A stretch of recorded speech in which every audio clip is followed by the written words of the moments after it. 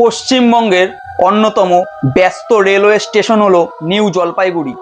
এই স্টেশনে প্রতিদিন হাজার হাজার মানুষের সমাগম হয়, কিন্তু যদি কোনো গভীর রাতের শেষ ট্রেন চলে যাওয়ার পর আপনি ওই ট্রেন মিস করে স্টেশনে দাঁড়িয়ে থাকেন আর হঠাৎ দেখতে পান এমন একজন যাত্রীকে যার কোনো ছায়াই নেই।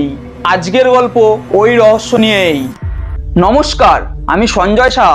আজকের ভিডিওতে আমি আপনাদের শোনাতে চলেছি নিউ জলপাইগুড়ি স্টেশনের ভৌতিক ঘটনা।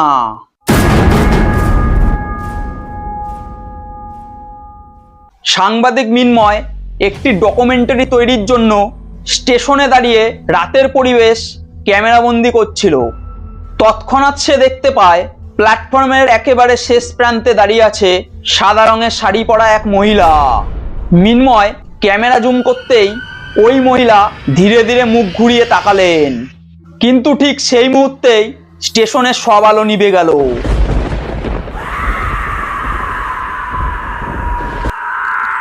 আলো ফিরে আসতেই সেই মহিলাকে আর দেখাই যায় না।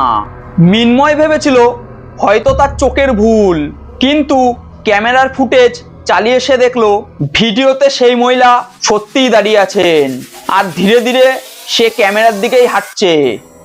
ঠিক সেই সময় হঠাৎই মাইকে একটি ঘোষণা হলো, প্ল্যাটফর্ম নম্বর 2-এ একটি ট্রেন আসছে। মিন্ময় সেই সময় অবাক হয়ে তার মোবাইলে ট্রেনের সময়সূচি দেখে, কিন্তু দেখা যায় সেই সময় কোনো বিশেষ ট্রেনের তথ্যই নেই।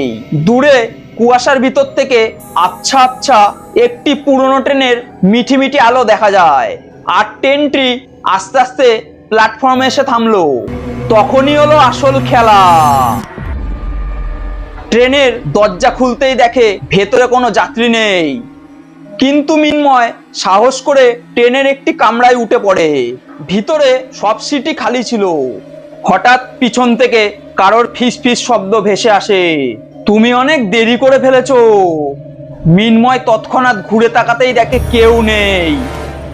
তারপরেই একে একে সব কামরার আলো নিভে যায়। শুধু শেষ কামরার জানালায় আবার সেই সাদা শাড়ি পরা মহিলার ছায়া দেখা গেল। তিনি আস্তে করে হাত তুলে ইশারা করতেই ট্রেনটি কোনো শব্দ ছাড়াই চলতে শুরু করলো।